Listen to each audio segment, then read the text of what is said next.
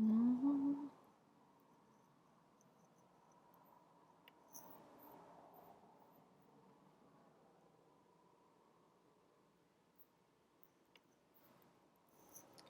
I'm live now, it says. That's awesome.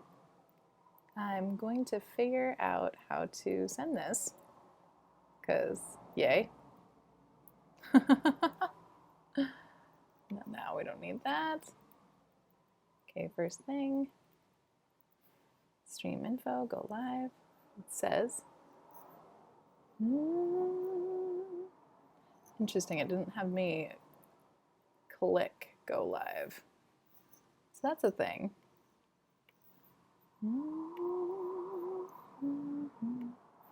Me if I fly. Cool, that was good. Don't need to see this. Don't need this either. Good morning, or I guess good afternoon at this point. I'm FINNGRAVES, and this is the first time we're trying going live on YouTube. So it's a little funky dunk. It's going to take a second to get it used to.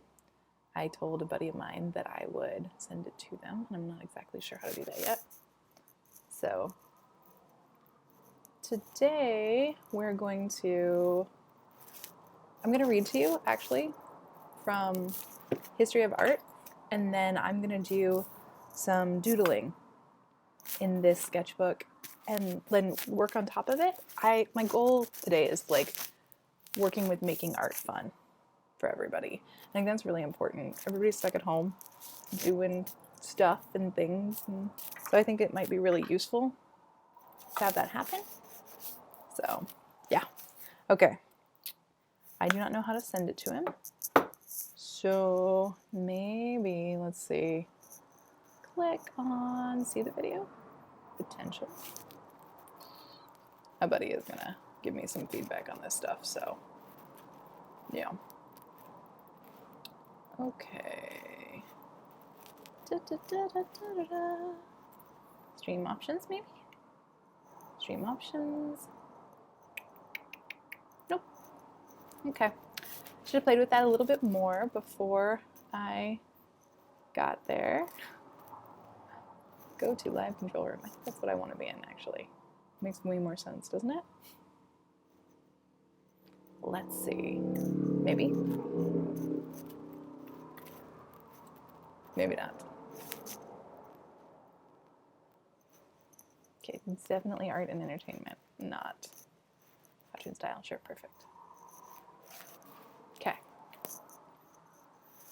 What happened?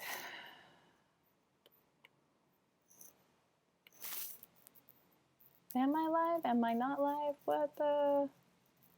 Definitely not made for kids. Nope.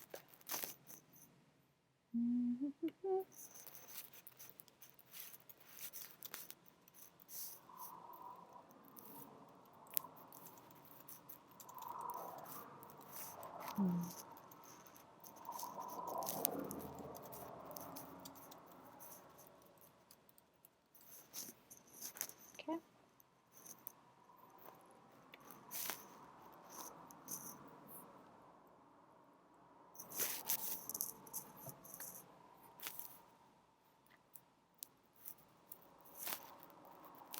Cool. Did that. Okay. Done.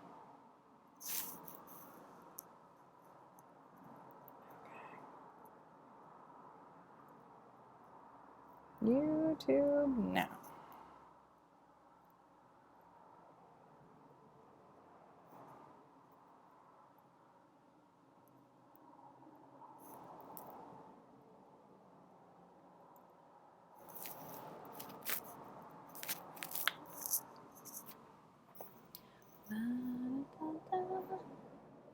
No, we should be streaming.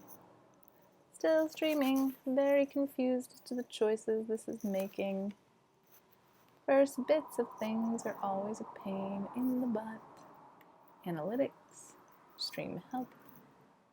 Why did it change? Maybe I should close it down. I'm not sure. Ba-da-da-da. Da-da-da-da. Close. Webcams are live.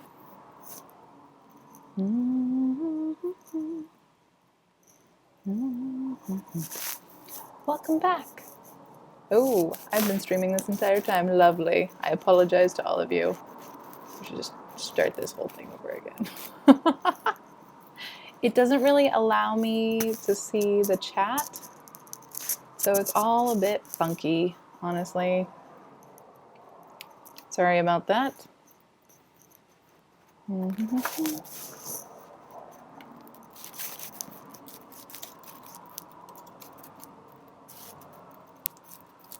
make it fun.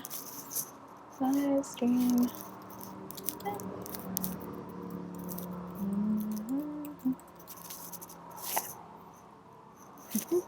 Okay, there we go. That's better. Okay, now we can play. All right, y'all. I'm FINNGRAVES, and 6 minutes, 6.5 minutes into the live streaming, I am a real person. Hello, welcome. Thanks for hanging out with me for a few minutes. So, again, what I said earlier, I don't think I can edit this, but I'm going to read to you guys from this. I found this book when I was on a walk with one of the tinies that I hang out with, and he's phenomenal. But I was on a walk with him a couple of years ago, and this is like a fucking heavy-ass, dense book, you know? And we carried this home. We like committed to this process. And I love archaic, so it was $11.95 a long time ago with great handwriting. You see the handwriting? It's lovely. I love archaic artifact things. Books are phenomenal and they please me deeply. And so this book particularly is written in this ridiculous style that I just find really satisfying. And this guy, H.W. Jansen, I've read a bunch of different fine art books because that's the life of a visual artist. And I'm not only a visual artist, I'm a tattoo artist. And so I was just kind of thinking about what people would need. And one of the things that people, right? I love books like that. One of the things that people need is like story, right? And something that I love is art. And so I'm pretty much reading you like an afternoon story about things. So I'm going to go through it like I would actually go through it with myself. And it doesn't smell moldy or anything. It's just like a solid, lovely book. So yeah, so this is all the preface and acknowledgements. This is an introduction. And I take notes in my book, so you'll probably see some notes occasionally. Introduction. The artist and his public, which we should just shift. The artist and their public. T-H-E-I-R, their public. You know, be gender specific when you need to, but not when you're talking about artists as a whole. Why is this supposed to be art? How often have we heard this question asked, or asked it ourselves? Perhaps in front of one of the strange, disquieting works that we are likely to find nowadays in museums or art exhibitions.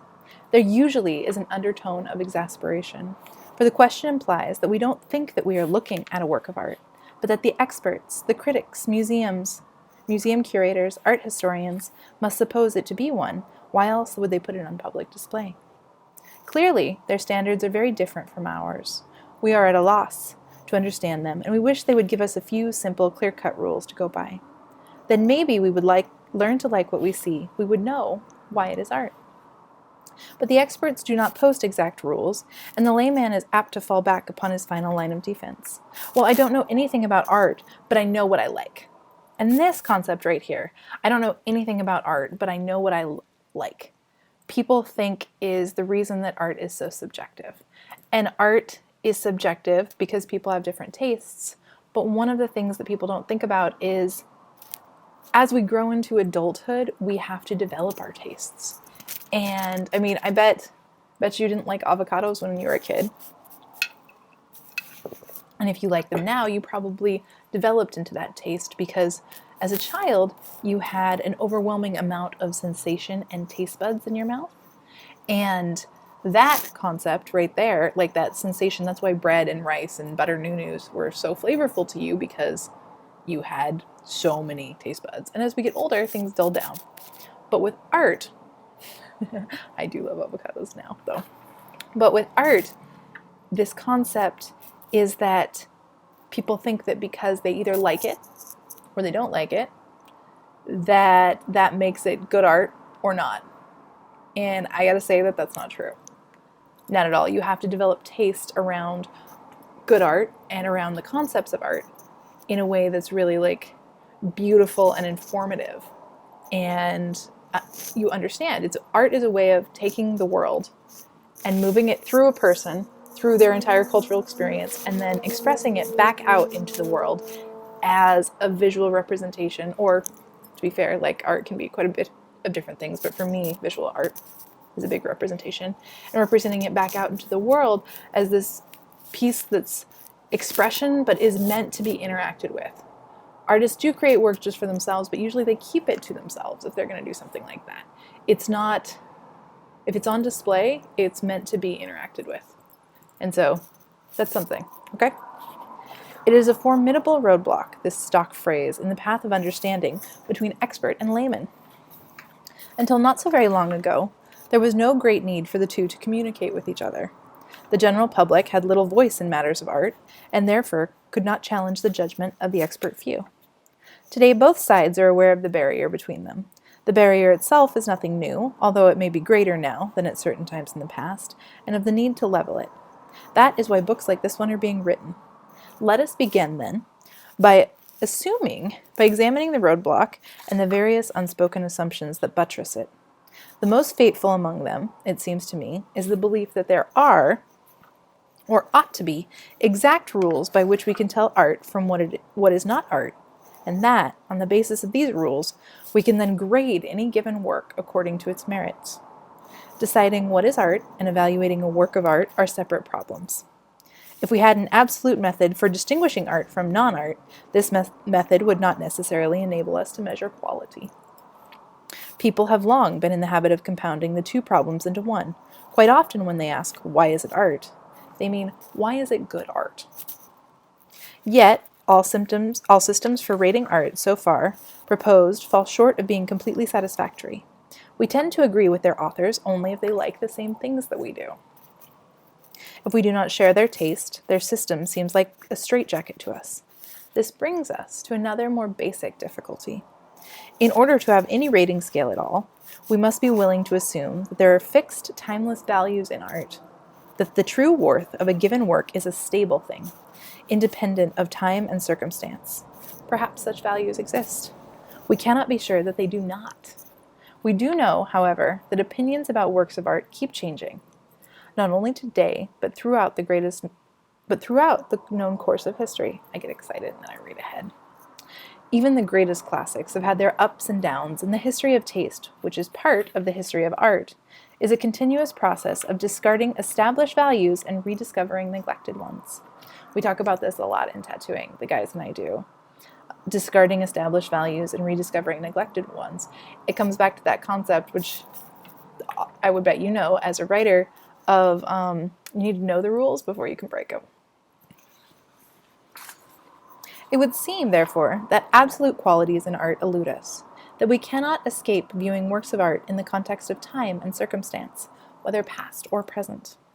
How indeed could it be otherwise, so long as art is still being created all around us, opening our eyes almost daily to new experiences, and thus forcing us to adjust our sights? Perhaps, in the distant future, men will cease to produce works of art. It is not inconceivable, after all, that mankind may sometime outgrow its need for art. When that happens, the history of art will have come to an end, and our descendants will then be in a better position to work out an enduring scale of artistic values, if the problem still interests them, which is an important concept. Problems that are interesting. Until that time, we had better admit that it is impossible to measure the merits of work as a scientist measures distances. But if we must give up any hope of a trustworthy rating scale for artistic quality, can we not at least expect to find a reliable, objective way to tell art from non-art, right? Unfortunately, even this rather more modest goal proves so difficult as to be almost beyond our powers. Defining art is about as troublesome as defining a human being. Plato, it is said, tried to solve the later problem by calling man a featherless biped, whereupon Diogenes introduced a plucked rooster as Plato's man. Generalization about art are, on the whole, equally easy to disprove. Even the most elementary statements turn out to have their pitfalls. Let us test. For instance, the simple claim that a work of art must be made by man rather than by nature. This definition at least eliminates the confusion of treating as works of art phenomena such as flowers, seashells, or sunsets. I have this experience that happens to me when I go out into nature. I relax my need to create art because nature creates such gorgeous, beautiful art already, and so I don't have to connect with that, and I don't feel the need to constantly create and to curate the experience because there are these beautiful stones just sitting right there, or like this fern cascades across something, and or like moss is just growing in dappled bits, and I'm just like, yes, absolutely, I can set down my paintbrush. You are a goddess, nature. I will bow to your awesomeness. I really like that. It relaxes me. It is a far from sufficient definition, to be sure, since man makes many other things other than works of art. Still, it might serve as a starting point. This guy is totally a philosopher. Our difficulties begin as soon as we ask, what do we mean by making? If in order to simplify our problem, we concentrate on the visual arts, we might say that a work of art must be a tangible thing shaped by human hands. Okay?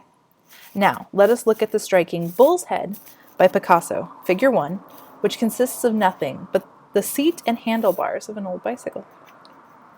How meaningful is our formula here? Of course, the materials used by Picasso are man-made, but it would be absurd to insist that Picasso, here's the piece, must share the credit with the manufacturer. See it? Handlebars and a seat.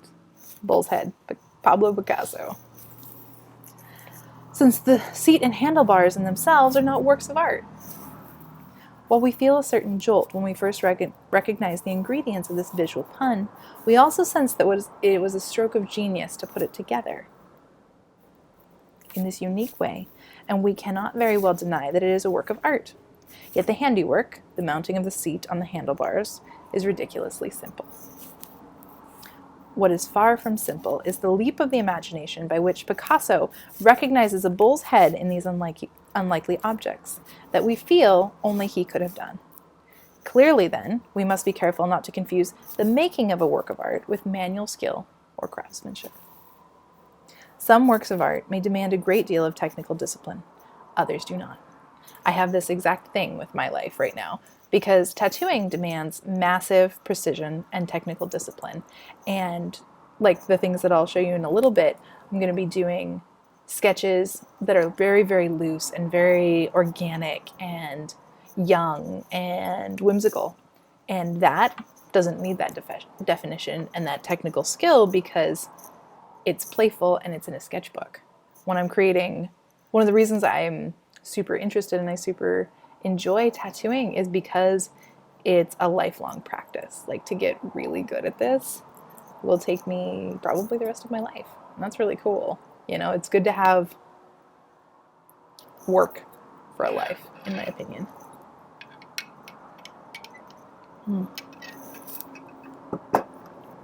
And even the most painstaking piece of craft does not deserve to be called a work of art unless it involves a leap of the imagination. I put a note here that says the leap of imagination is the creative, artistic, human component.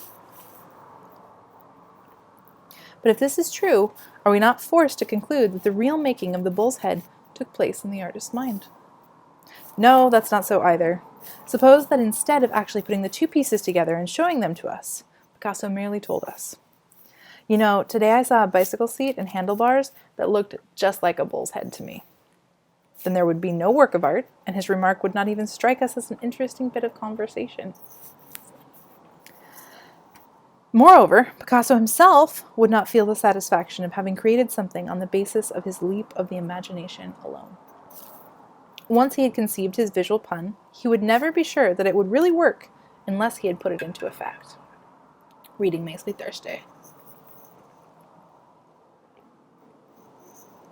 Thus, the artist's hands, however modest the task they may have to perform, play an essential part in the creative process. Our bull's head is, of course, an ideally simple case, involving only one leap of the imagination and a single manual act in response to it. Once the seat had been properly placed on the handlebars, the job was completed. Ordinarily, artists do not work with ready-made parts, but with materials that have little or no shape of their own. The creative process consists of a long series of leaps of the imagination, and the artist attempts to give them form by shaping the material accordingly. I think that's one of the most fascinating things. I just messaged Ammon today and I said, hey, it would be really, really cool if you made me a pho bowl, because I know he just picked up a bunch of walnut and I'm looking forward to the artist's attempts to give them form by shaping the material accordingly. I want to hold this bowl that my friend made and drink out of it. It'll be delicious. I really want pho bowls. The hand tries to carry out the commands of the imagination and hopefully puts down a brush stroke, but the result may not be quite what has been expected, partly because all matter resists the human will, partly because the image in the artist's mind is constantly shifting and changing, so that the commands of the imagination cannot be very precise. He says this casually, like that's not a super big deal, but it's a really big deal that, that our minds are constantly changing so that we can't command them precisely. In fact, the mental image begins to come into focus only as the artist draws the line somewhere. Sean Tan is another artist that I really like, and he has this concept of taking a line for a walk, which is also what we're going to do today when I'm working in my sketchbook. Because we'll take a line for a scribble, and that will allow shapes to come forward. I haven't pre-planned any of the things that I'm going to do, and I know they're going to be simple, and I know they're going to be interesting, and I know I'm going to put color on them. But that line then becomes the only fixed part of the image. The rest of the image, as yet unborn, remains fluid, and each time the artist adds another line, a new leap of the imagination is needed to incorporate that line into his ever-growing mental image. Again, it's all a bunch of dudes in this guy's head. Better start switching it. If the line cannot be incorporated, she discards it and puts down a new one. In this way, by a constant flow of impulses back and forth between her mind and the partly shaped material before her, she gradually defines more and more of the image until at last all of it has been given visual form. Needless to say, artistic creation is too subtle and intimate an experience to permit an exact step-by-step description. Only the artist herself can observe it fully, but she is so absorbed by it that she has difficulty explaining it to us. And that is one of the things I'm coming into conflict with in regards to live streaming. Because I'm like, okay, I want to be doing art, but it's really hard to make art while also trying to explain it. That's why I picked very simple procedure. Like, I can make an informative, enjoyable experience of having a Finn experience. I can do that, so I'm going to work with that. Still, our metaphor of birth comes closer to the truth than would a description of the process in terms of a transfer or projection of the image from the artist's mind for the making of a work of art is both joyous and painful, replete with surprises, and in no sense mechanical. We have, moreover, ample testimony that the artist himself tends to look upon his creation as a living thing. I think stopping there is a good idea because I think that that's pretty interesting. And then we get here. Let's see. Yeah, I think that's good for this. I don't want to just have it be reading. Plus, I'm not really sure on the level of like stuff. What did you think? Did you enjoy the reading? I really freaking love this book. Oh my goodness. It's so beautiful. I'm just going to hug it for a while. The rest of the live stream is just me clutching my book and saying how amazing it is. Yes, that is the thing. I have a painting that's over there that needs to be put away. Oops. Maybe we'll read more after we do some sketching. But I think that that's so freaking exciting. isn't it? Like, ugh, it's so compelling the way that people make art, and it's so incredibly captivating that you can make art. Like, you could sit down right now, you could get a piece of paper, and you could do this with me. So actually, go ahead, take a minute, get a piece of paper if you want to, and you can do it with me. Like, it's this simple. You can use a bunch of different things. So get like 3 tools if you decided you wanted to. Okay, my tools today are going to be the red pencil, because I do not love the red pencil, and I must learn to love the red pencil. A regular pencil, which I do love, and let's do a pen, and a pin. These are my initial mark making tools that I'm going to be using today. And this is a really good sketchbook. You don't need a sketchbook that's this good if you're going to be doing stuff like that. It's thick, it's heavy, it's durable. You know, it's one of those things. It's got thick, heavyweight paper. I'm a mixed media artist, and so I'm a lot of artists. I'm like this kind of artist and that kind of artist. And so, see, was a really fun experience. And this is not good at all. And let's see, I've got Angelina Jolie in here. There she is. That was an okay experience. Like, I did not enjoy it, but it's more accurate. It's not great, but it's more accurate. You know? It's funny. I loved that one. You can't see that one yet. I'm not ready to show that. Okay, so blank piece of paper. I'm going to turn it this way today because we're going to keep this shit simple. And I am going to do, gonna have a sip of coffee. And I'm going to do just some mark making, literally. So, get a pencil. I love coffee. I'm not supposed to have it in the afternoon, but I'm not sure how to be perky without coffee in the afternoon after chasing a toddler all day long. Coffee is delicious.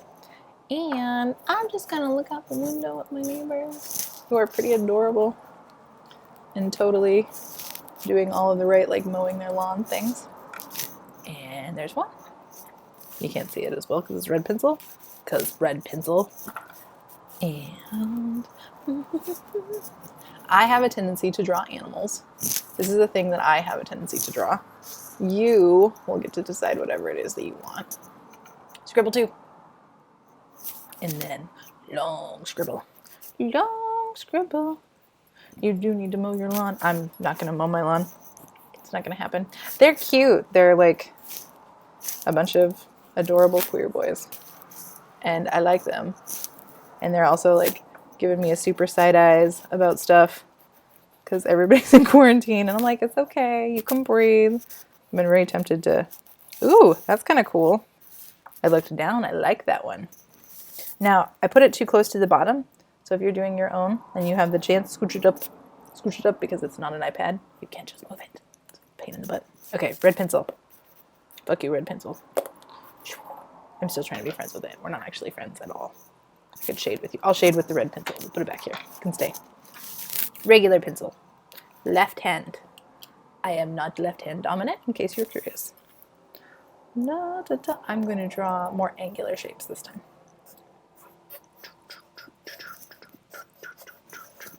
Taking a line for a walk.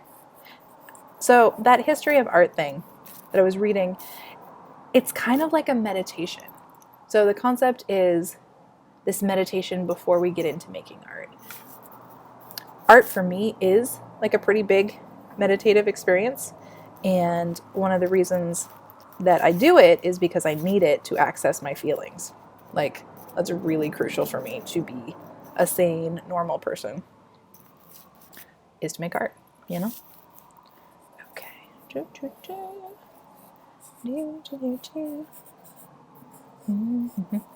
Gotta figure out a way to play some music on this back here because y'all deserve to listen to more than just me humming. But I don't want to like mess with copyright issues and stuff like that, you know? Okay. Can you see this at all? It's a bit too bright still. What if I cultivate like this? Yes? No? Maybe? Or like this? Are we friendly that way? That's a little friendlier. Okay, yeah, that's better. Okay, what we're gonna do is we're gonna do that. We're gonna put our paintbrush up here. Just Just, okay. And I'm going to take a pin and fill in this space right here. This is actually totally like how we do tattoo flash. So you see the pin shows up much more. Yeah, you'll see it sooner. Mostly scribble. That's the thing, is the scribbles are the main goal, because you're just messing around and it doesn't really matter what you're looking for, because you're not, oh, I see what that's going to be. See, this happens like right now. Like, what? Okay. So, see how this one's really dark compared to the others? I know what that one's going to be already. And I'm going to come on top of the red pencil one. Go back over here, because I don't know what the, oh, I see. I'm like, I think it's going to be like this. And now go back into your piece, if you decided to do one with me, and just find whatever you see in there. And just be like, okay, I see what I'm seeing right here is a really weird, creepy little frog leaping out of some kind of bush. It's a bush leaper. And you're like, what? Where the fuck is the bush leaper? But I'm going to tell you, he's leaping out of that. And the bush is resplendent with a certain type of flower. That's a fun word to use. Resplendent. I always want to use bigger words after I've been hanging out with the kiddo, because they don't say words. I mean, I think he said jump, jump, jump, jump, jump, jump, jump, jump, poop on your head a lot today. Poop on your head, corn on your head, poop in the oranges. And I was like, whoa, are you being funny? And he's like, yeah. And I'm like, your jokes, they suck. He was like, no, my jokes are awesome. I was like, today your jokes suck. Normally your jokes are awesome. So, he's a cute little dude. I really enjoy his company. It's super fun to be auntie. Like, at some point I will adopt, but artist, man, yo, they don't pay us enough. Like, so many kids that could seriously benefit from this personality right here, but no. Okay, so, and then I'm gonna draw like a skidding lily pad, kind of a thing. Skidding, true. Okay, there we go. Can you see that at all? So it's still a fucking scribble, right? This is not kid friendly. I mean, this is, but this. One of the main reasons for becoming a tattoo artist is I get to cuss whenever the fuck I want. My coffee is delicious. What are you guys drinking? Okay, and then this one kind of looks like another one of the frog, just from a different angle. Maybe the same frog, even. Who knows? I've only met this frog today. Do you guys know this frog? Looks like he's got his little thumb on his thing. One of the reasons to have 3 different textures or 3 different mediums is so you can... Hey, I got you. You see my green jar? Got you. I got some water. My steel straw. You know? I'm like... I hit it against my teeth last night. I was like, oh, that's terrible. Okay, back to frog. What was I saying? I lost my train of thought completely. There was really freaking cute puppies that I may or may not actually. This is live stream, right? So the guy sent me pictures of puppies. I wonder if they're available. Ah, this is Mama. You guys want to see? Aren't they cute? It sounds like they're not going to be available right away. Oh my goodness. All but one right now are spoken from. This guy's very independent and loves being outside. However, whenever he sees human, he charges full speed to come get some love. He's playful, but doesn't pick fights. He's not aggressive, but wrestles and plays like a puppy should. They've been teaching each other, so he'll be a real treat to watch Pupple solve. Oh, he's cute. What do you guys think? You want to see the puppy? Can we do this? Does this work like this? Should I get this puppy? It's $300. I am taking care of babies and doing this, but he's super cute. We could name him Ratchet.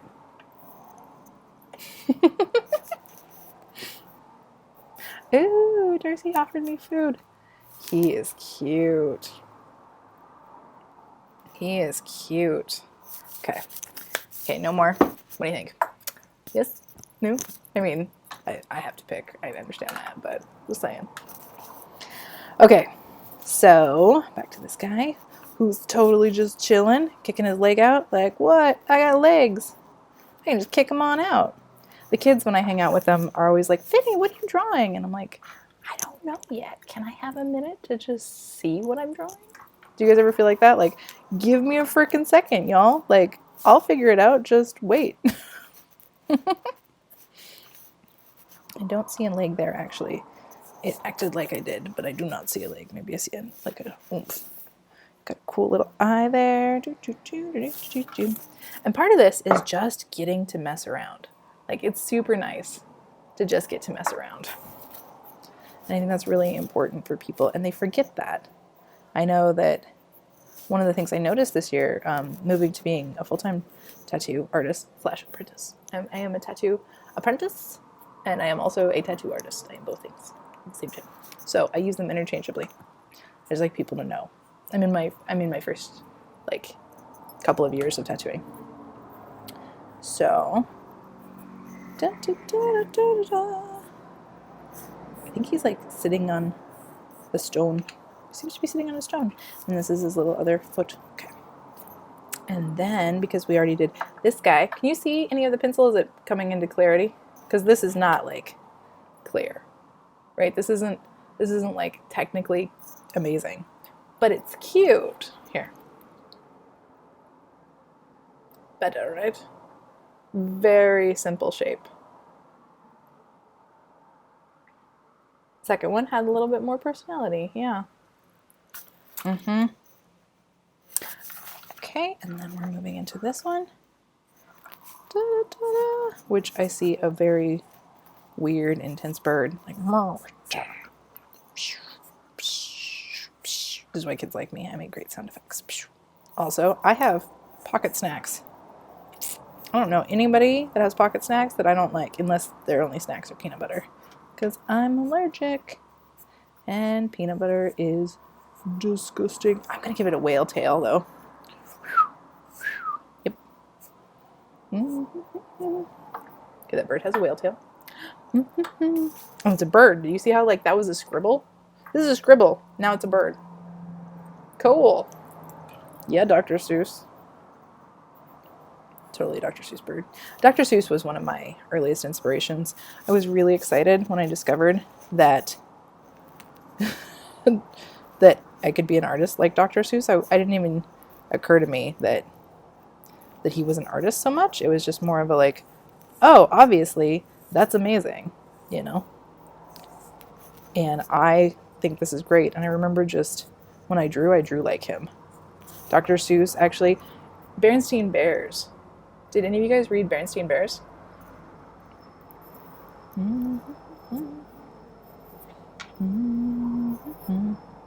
We've got a long bit. Their treehouse still shows up in my work. Like over and over and over again. I would think that like it would be so much more involved. I could go get the puppy tonight. That would be terrible. To just drive and go get the puppy tonight. It would be so fun. My sweetie is sleeping. So.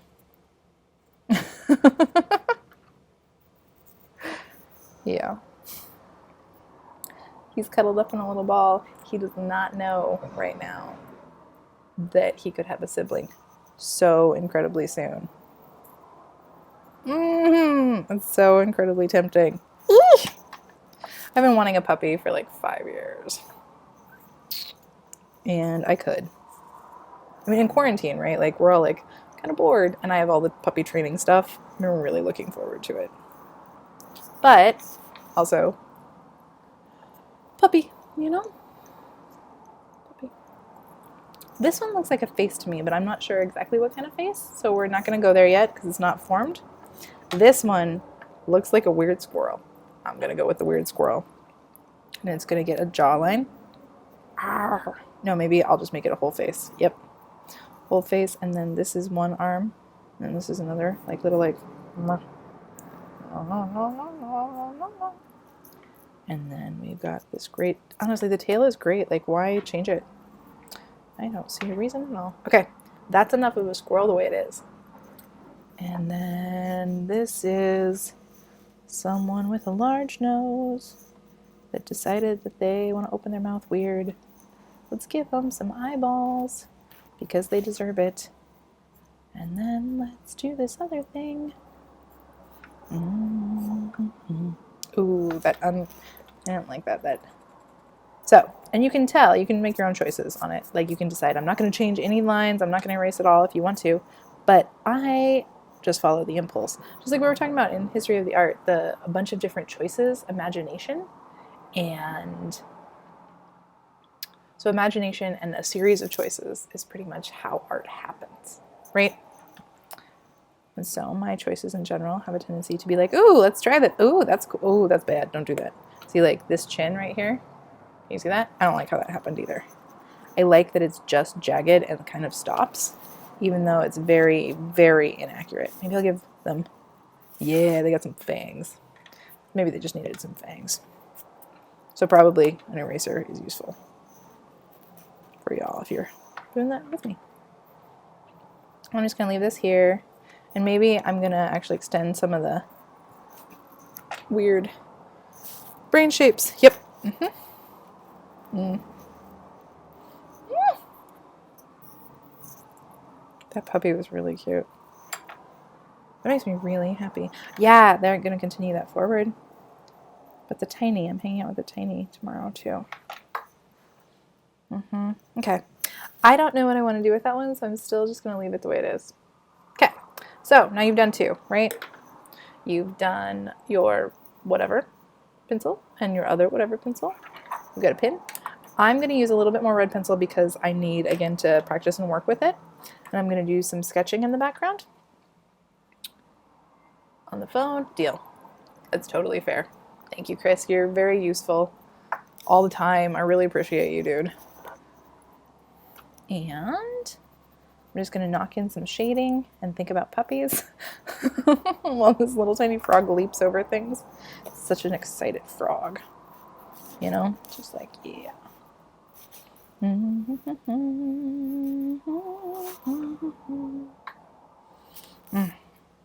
Yeah. Ratchet's a great name for a puppy. It really is. It's a great name for a character. It's a great name for a puppy. Let's name these. This one is Frog. This one is Toad. So, what name should they be? They don't seem names like Slime Bucket. They're not very creepy. How about, what's a good name? Because names change things. If we name it something that's great, the name will shift it. We could name it, this one's name could be Dodge. This could be Dodge. Dodger? Dodger? Yes? Dodger. Boggle. Boggle. Okay, this one's Boggle. B. O. G. Bogs. Boggle? Bogs. I think Bogs. Bogs. See, and there's, again, is that exact representation of the choices that I was talking about in the story. And this one, I think its name is something simple, like, what would be another word for pebbles?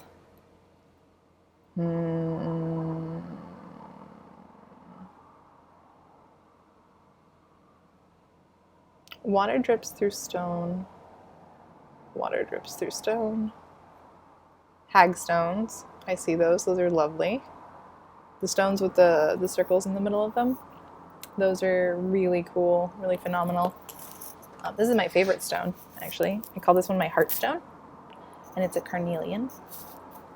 But it has all these beautiful jagged edges in it. It looks like a storm is happening. And it's shaped in this gorgeous, gorgeous way. You see it?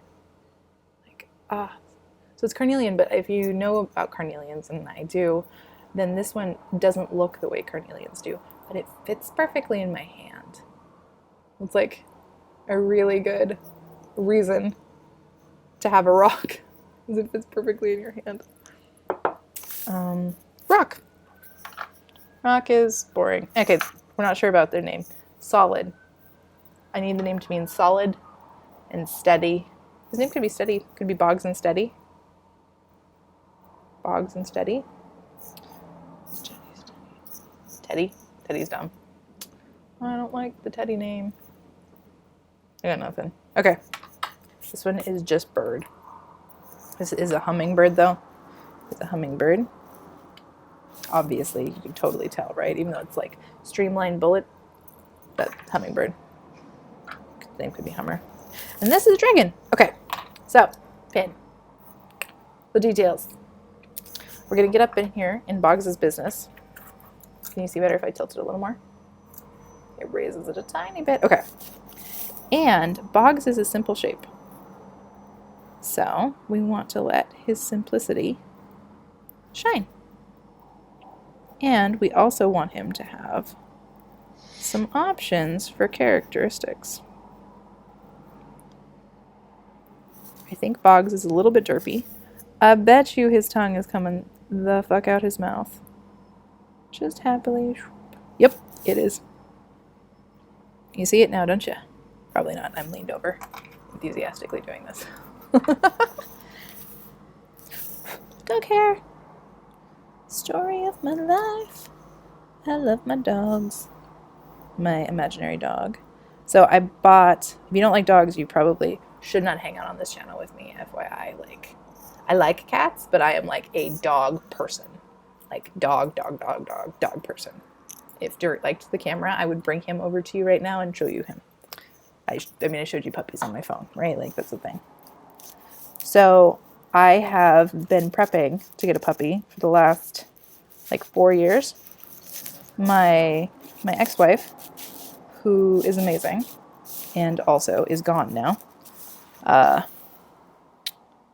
she didn't want me to have a dog, a different dog. She didn't want me to have a different dog. And I really wanted a puppy. Like, I wanted a big dog because I have a very tiny dog. He's like this big. His name is Dirt, and he's amazing. And she really didn't want me to have one. And I did. And so I kept buying all of the materials and not the dog. And we got divorced, and we've been divorced. We officially got divorced, like, July last year. But we lived together until, like, 2 months ago. So I don't know that I can really count that. I feel like officially it's been like, it will be 2 months soon. In a couple of days, it will be 2 months. So I could get a dog. And also, that puppy is real cute though. If he was like here, like in town, I have to drive probably towards Seattle for him. And we're not supposed to leave our houses. And I've been so freaking good. Have you guys been good? Because I have been like ridiculously good. I have not at all. I've only gone to hang out with my nephew. And that's just because quarantine was making them crazy. He was screaming and freaking out and just being an overall dick to his parents. And I was like, I got you. He's a Taurus baby, and so he needs a lot of attention. And he's amazing. Like, I really love this kid. He and I get the same kind of cabin fever, and he's just really fun and really engaged, and he loves to dance. And also, quarantine is really hard. You can't go to the parks. You can't go do anything, right? And that's one of those things for people. It just makes them feel nuts. I know that I was really actually like super feeling nuts before they needed me. And I was like, okay, what am I going to do with my time? Like, I can do stuff like this and I can keep working on my tattoo things, but I needed something specific to do with my time. And then they called and were like, will you please help us? I'm like, yeah, I got you. So I have him to hang out with. And again, I mean, I've gone to the grocery store like once every 2 weeks. That's how good I've been. I've just been walking my dog. I have a buddy who's just going around town doing whatever. And I'm like, you can't come see me anymore. Like, we had a list of people that were on our yes list. Did you guys do that at all? So we had a yes list, and I had 3 people on my list. But now there's only 1 person on my list because nobody else was stopping everything. You know, we'd already hung out. And so it was cool that they were on my list. Okay, so see how I'm getting the detailing? Do you see he looks different now? Yep, still really simple shapes, but you can see like the shape that happened with him. And that came from just scribbles. So you can kind of still see the scribbles in Steady below. I think his name is going to be Steady. But it starts to disappear while you're working on it, which is really fun and interesting. Did you guys do any drawings? I always think, like, I like doing these. These are fine. I'm like, I can talk, obviously, right? Like, I can chat.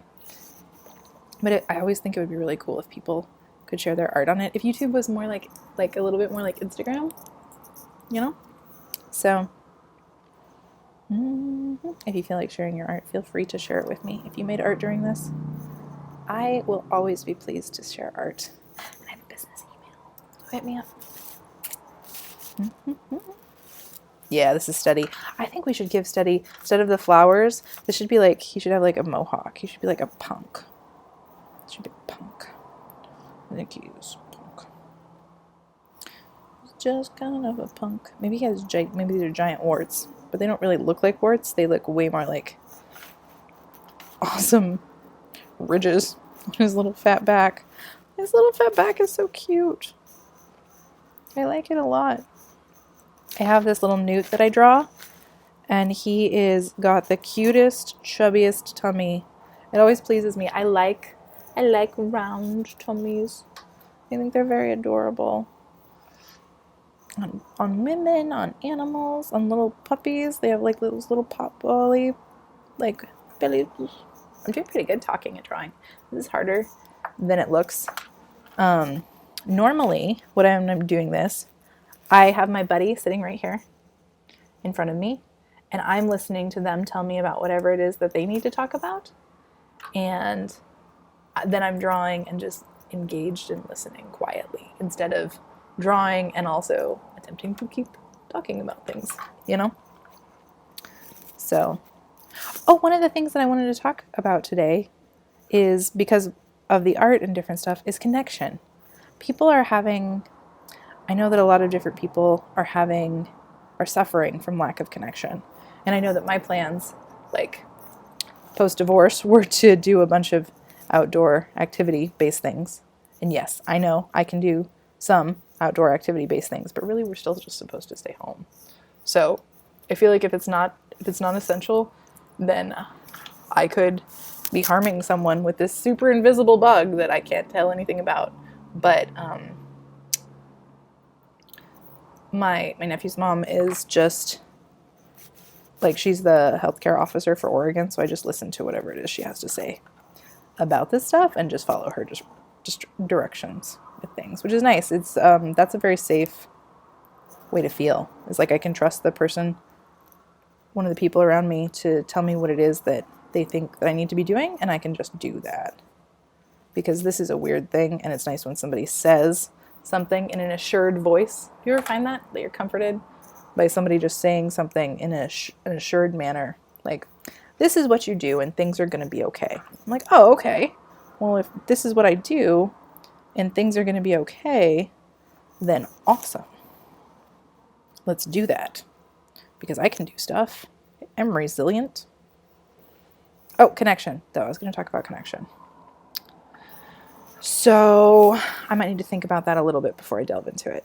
Oh, look, Steady is watching as this one zips by. Cool. It's got a little bit more of that stuff going on. Okay, going to see Steady.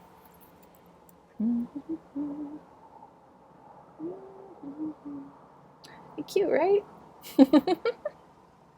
Sitting on his butt, doing a little thing. I could shade him. I do need to practice with this red pencil. I feel like that part's not as exciting for y'all. It's doing something like this on live stream is, I want you guys to use easily accessible tools. So I didn't want to use my like really bold, really like, really awesome stuff, because I want people to be able to use art and have it during this time period, because it's one of my main ways of de-stressing. I use art to connect to people, and I use art to relax myself, and I use art to process through emotions. Like, one of the main ways that I access my feelings is through painting. Not as much through drawing. It seems to access my logical emotions really well. So drawing will like curate pattern solving and ideas like that. But painting accesses my emotions and really makes me like feel stuff. I was doing a live stream the other day on Facebook, and I was doing a couple of live stream tests on Facebook to just see and like hang out with my buddies. It was really nice to hang out with my friends, but I really wanted it to be like Google Hangouts. I was like, okay, this isn't quite the right format. I need to think of something that's vaguely entertaining, but also allows me to just draw and also allows me to teach a little bit with people. You know, like not real teaching, but just like gently, like, hey, you could try this thing, you know? So, lost my train of thought there. Don't know where I was going with it. I think that's gonna happen. Normally I have someone giving me feedback immediately. That whole tattooing thing. I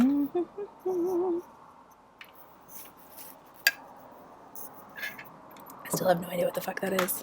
Okay, and now we're adding on bonobo monkeys. Do you guys know that we share, what is it, like 98%? You should Google this. When I give statistics, Google them, please. Because Gemini and I have a tendency to collect tidbits of information. And they are relatively correct because I hang out with really brilliant people. But I always recommend Googling my statistics. But bonobos and us have like 98% of the same genetics. They're so friendly. Bonobos are teeny tiny monkeys. Not that tiny, but they're pretty small. Who were y'all's artistic inspirations? Do you have any like contemporary artists that you're really in love with? Have any of y'all seen Molly Crabapple's work? She did this beautiful memoir called Drawing Blood, and I don't know what her old name is, but Molly Crabapple is a phenomenal name. And I really like the work that she did in it because she does this graphic journalism, and she's just stunning artist. It's so inky and bleedy and twitchy and beautiful.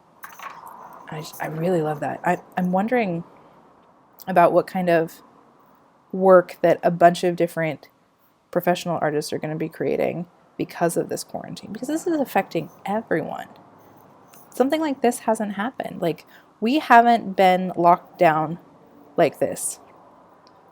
I mean, ever in my lifetime. I'm going to be 35. I'm not 35 yet, but I will be very soon. I was going to get myself a puppy for my birthday. That was the thought. You get divorced, you get a puppy. You get divorced and you get divorced. There should be a fucking divorce grant, FYI, so that when we're being nuts, there's like some solid chill in there. Because, okay, so this year I got hit by a semi right a month after I started my official tattoo business with the guys. And the guys are amazing and they kept me and I'm really great. But and then 2 months after that, I got divorced. I was just like, Jesus Christ, this has been a year and now we're all in a pandemic. And last month, I made enough to cover my ass for this month and next month in 2 weeks, which was great. And then pandemic. I was like, okay. So there's this old Chinese folklore about maybe yes, maybe no. And this guy has a son and his son breaks his leg. And people say, oh, what bad luck. And the father says, maybe yes, maybe no. And then the army comes to town and can't draft the son because he has a broken leg. And the father says, because his like neighbors are like, what good luck? And the father says, maybe yes, maybe no. And this continues on for the entirety of the parable. But that concept has really been happening in my life. Maybe yes, maybe no. Who knows? Let's just be here now, you know? That's a good way to live. Be here now. As an artist, I have a tendency to stockpile my nuts, which is so real. So this last year, I knew I was starting a business, and so I'd saved like a shit ton of money, much money. And I started my business, and then I got hit by a semi, and I had to live off of my savings. And other people are totally having this experience too. I'm just like, wow, this is such a weird year. Weird year. Okay, I'm gonna go to this part up here, the kind of weird, crazy face with the little teeth.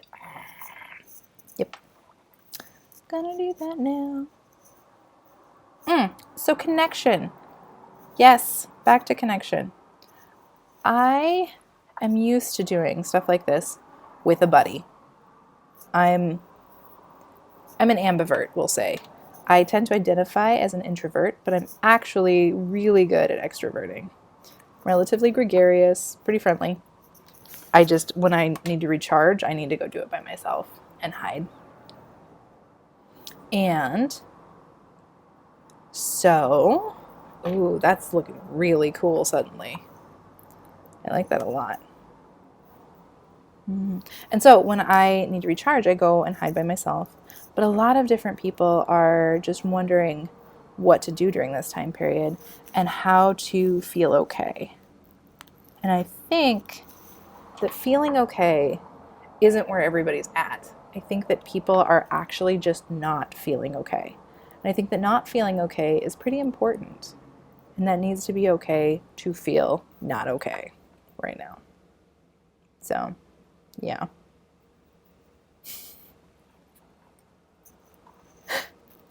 Yeah. So what I've been doing is I've been reaching out to my friends via FaceTime and like checking in with them and connecting and just being like, hi guys, how you doing? Are you doing okay? Because I have a couple of friends that are like hella extroverts and they deserve people to check up on them too. It's been really hard for them to stay home. The one that is the most extroverted though is totally staying home. We talked yesterday and she was so good. She got me to like cry on the phone with her, which was ridiculous. I'm not all that good at emoting when people are around, unless I can hide it. And like, so when you're on the phone, I'm like, set the phone down, move it over there. Be like, okay, you can't see me, but we're on FaceTime.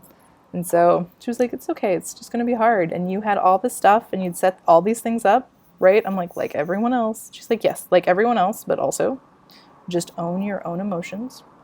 See, talking about feelings is starting to come out because I'm working on art. So yeah, I'll be warned. Don't mean to use this as a therapy session, but it's probably one of those things that's going to happen.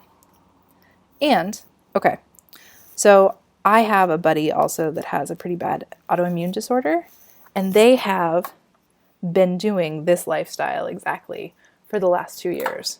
And they were a traveler, and they were this like crazy epic creature. They'd had an album out by the time they were 16 years old, and all of these different things. And life just kind of kicked them in the face. And they were really upset. And they did not appreciate what happened. And that's really fair. But I reached out and I asked them, I was like, hey, how are you doing? And like, how is this going for you? And they were like, no, this is like my average everyday life. But it is kind of strange that everybody else is having to live it. You know what I mean? Like, okay. Deal. Back to dogs. I totally got them a puppy 1 year for Christmas / their birthday, which is very close together. I did not ask ahead of time, which you should always ask. Do not ever get someone a puppy without permission. I have done it once, and it was very purposeful. And it worked. It doesn't always work. You have to be willing to take the puppy back. So, this is awesome. This little weirdo face is great. Super into it. Da, da, da, da. Da, da, da. Okay, see the face? Da, da, da, da. Maybe there. Mm-hmm. Isn't that cute?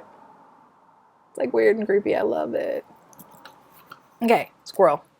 Squirrel is the last one. Well, I mean dragon. Probably should do dragon. Squirrel is just going to be squirrel. Here, I'll sharpen it out. And also, don't take stuff like this seriously. Like, this is a doodle project. This is a really excellent project to do if you're on the phone with your nan or like your mom or your aunt Peggy, which I have an aunt Peggy. And you just need to chill and do something. And it lets your brain just kind of go. These are great doodles.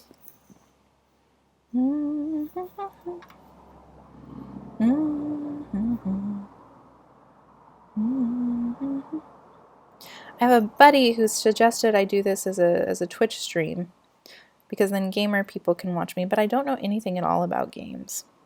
I'm not a gamer. I know a lot about art. I know a lot about art and kids and dogs. And yeah, that's like the level I'm at as a person. I mean, I could do tech, like I can download stuff.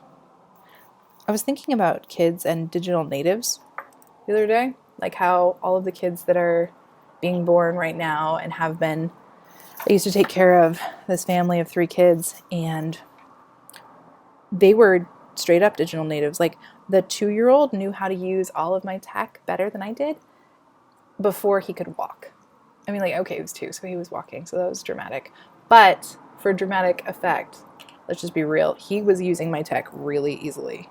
He could open my phone, he could do all that stuff, and it was really crazy to see that. Like, to just see how when littles are born into an experience, they really, really, really adapt quickly. And I was actually reading, so Thea Elijah is this incredible acupuncturist, I think like / Sufi priestess person, but I don't know if Sufism has priestesses.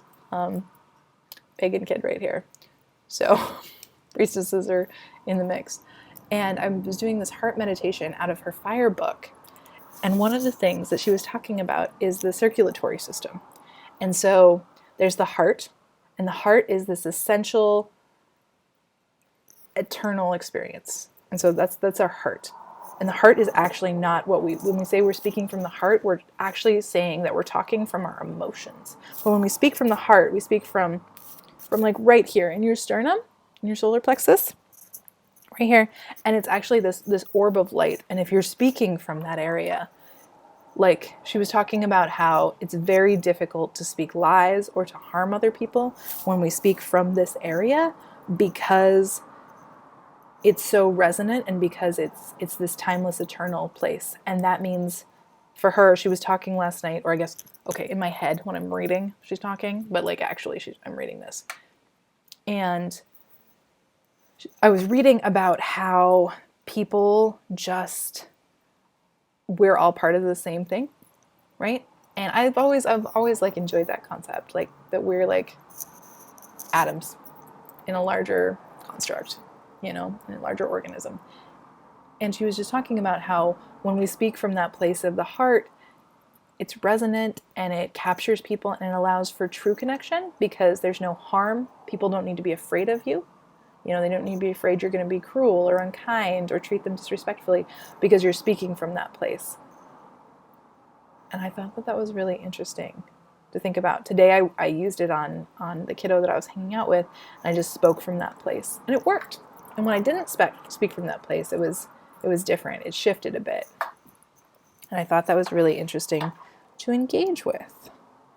So, in tattooing, long lines are the devil, and I freaking love them. When you're designing a tattoo, you should definitely put in a lot less long lines. Pulling a long line through skin is much harder than you would think it is. I like to describe tattooing as watercoloring with knives. It's not really what it is, like watercoloring with needles. But, as far as stuff goes. But it does feel like watercoloring with knives. Like the teeny tiniest knife. I was also going to get tattooed. Like, I was going to get so tattooed this month. That was on my list. My buddy Sam was going to tattoo me. My buddy Benjamin was going to tattoo me. It's going to be many more tattoos. It's cool. I'm going to draw doodles for the internet. Because I like doodles and the internet. I started online dating at 15. The internet came into our house and I found like an actual online date on a message board. I was 15 years old. And we were I was raised in a cult. And so there was like this really huge amount of repression. Like, whoa. And that definitely, so there wasn't very much room to rebel. So I discovered the internet and was like, yes. And I found like a British boy to date immediately. I've been online dating for a really long time. As an adult, I have never dated someone actually online. As a teenager, I certainly did though. And you know what? It was actually very satisfying. It was very satisfying to date somebody online as a teenager because because after my mom went to sleep, I could log in and we'd have all these long conversations. He called me from wherever the fuck he lived. I don't remember. And he had a British accent. Okay, so cool. See this? That's what we got. Now we can throw some color on it. This is a face, but okay. It's like a whatever face. Okay, here we go. We got some eye going on there. Got some nose. Fades into black. This is an abstract face. This is like the face that my little brother wanted me to draw him, that I did not do for Christmas, but I have time now. Should probably just do all the stuff. I still want to drive to get that puppy, but I really shouldn't because quarantine. If I have a puppy tomorrow, I will have gotten it. Puppies. I straight up have puppy fever. I've never been somebody, like, I definitely want to have kids. I want to adopt.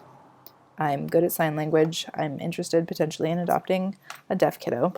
At some point, we'll see. I know how much money I need for that stuff, but it hasn't been the right time.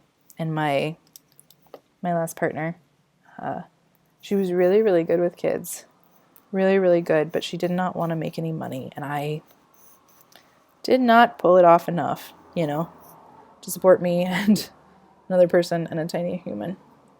But I made enough to have a puppy. Puppies. Okay, see that one? That one's really weird. That's gonna happen. It's a good thing. It's weird, and it's gonna happen, and that's a good thing. Okay. I want to paint these, and also I want to pee. So I'll be right back.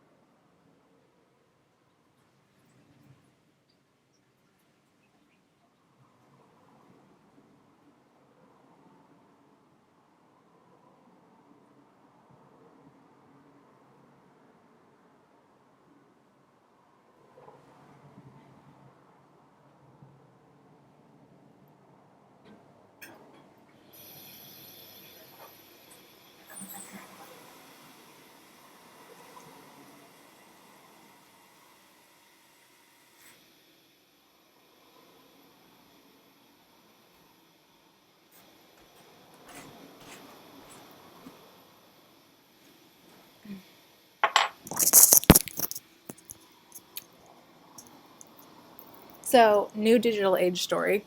I was thinking about this while I was peeing.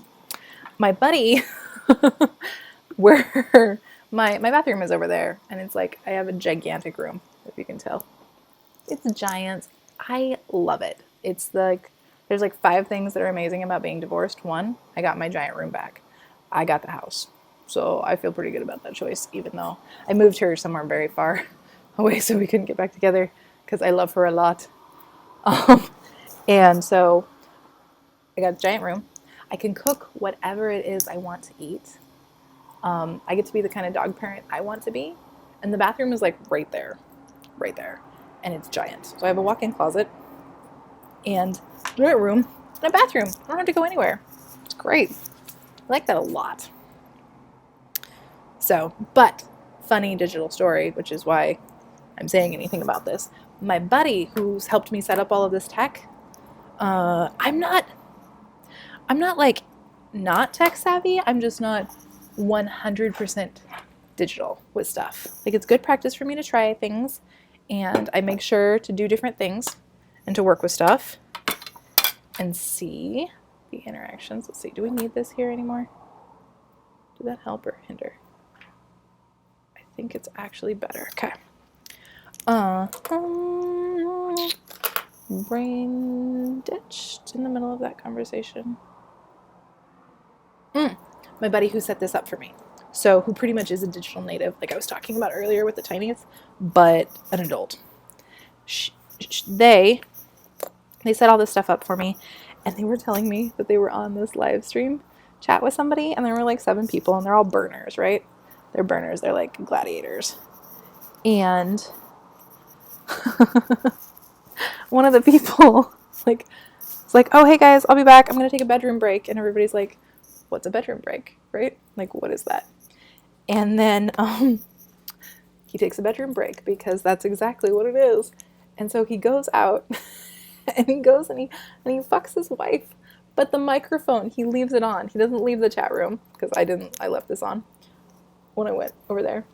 And he fucks his wife for like an hour and then comes back and is like, hi guys. And they're like, oh my God, you didn't turn the mic off.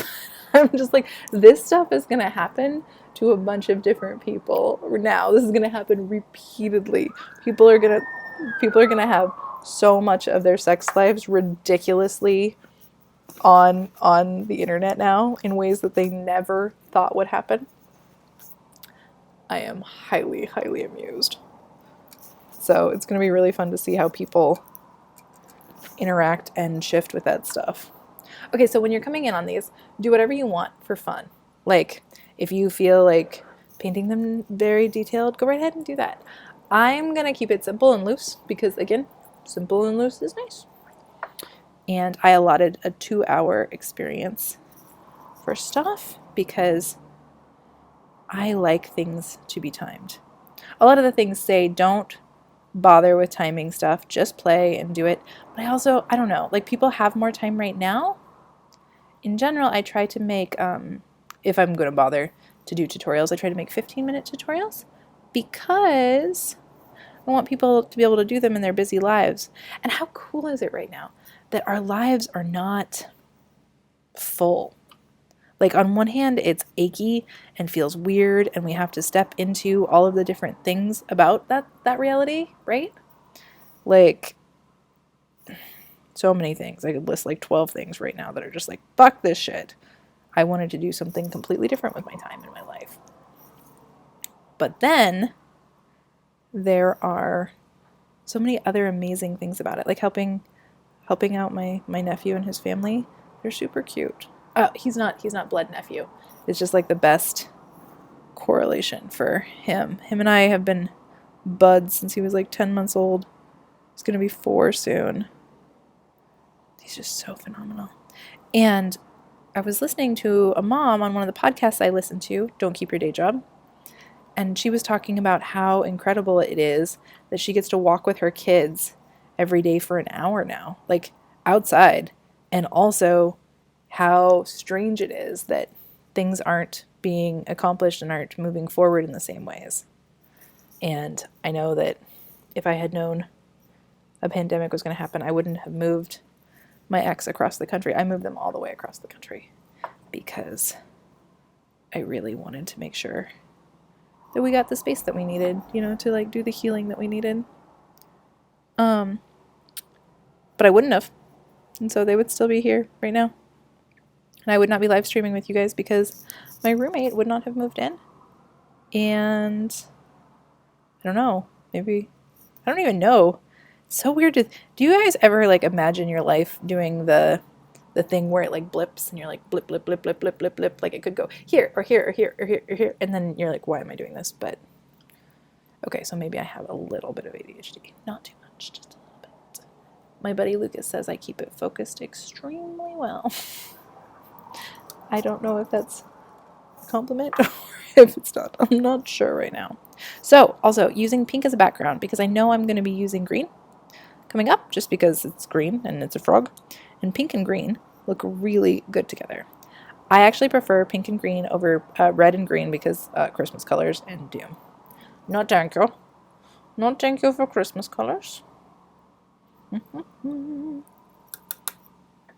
else should be pink? Their lips should be pink. So when you're working with a color, are you going to use a color, use it either as one background area, right? Or use it as an accent in an odd number of places. It is better to have more than one. So 3 is an excellent number. So here we go. And then we have a little bit of pink right there. We have a little bit of pink right there. Cool. You've got that. That's a thing. Now you don't have to put it anywhere else. You can. You can keep going and you can be like, I would really like this to have this texture, which since I have it on my brush, I might do since we're talking about it. So my brush is a little bit broken, which adds an interesting amount of texture. Broken brush makes me think of art supplies, makes me think of my brushes are all looking really haggard right now. Makes me think of I online shopped last night because I could not, I absolutely couldn't sleep. The way that the moon was cascading across things just drove me nuts. And it doesn't even leak into my room. That's not a thing. I have great lighting in my room for daytime and I shut it out for night because I'm affected by light strongly. And I couldn't sleep. And so I was researching what butch lingerie was. And I have never tried to research that. And just so y'all know, butch lingerie is apparently bandanas, which I wear on a regular basis because you never know when you need a bandana. What if you need to tie someone's leg off because they need it amputated right then? You would need a bandana. So bandanas, suspenders, vests, bow ties, and sports bras and jockey shorts. And so I was like, oh, okay. I like actual lingerie as a person. Oh, that's not polite. I like more femme lingerie. I think that's more fun. But I impulse bought a bunch of butch lingerie last night, and I woke up this morning and I was like, why would you do that? You could buy a puppy. My brain was just there are so many other things that you could be doing with your money. And so I messaged the places that I bought it from. I said, yo, can I not? And they said, that's totally fine. And I was really grateful. But I thought it was really funny. I mean, I probably will wear suspenders now that I know it could be butch lingerie. That would be fun. But I think it's really fun to think about what the different things are for people. Oh, let's give him spots. Let's give him pink spots. Yeah, or let's give him his name first. Steady. S-T-E.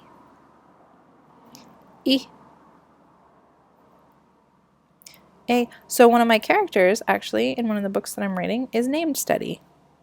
He's a tattoo artist. S-T-E-A-D-Y. And oddly enough, so in this book that I've been writing for the last 3 years, it's about a queer arsonist who lights her entire life on fire.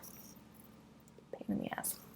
And in this book, one of the characters who is a tattoo apprentice, which was not meant to be like me at all, definitely not, totally got hit by a semi.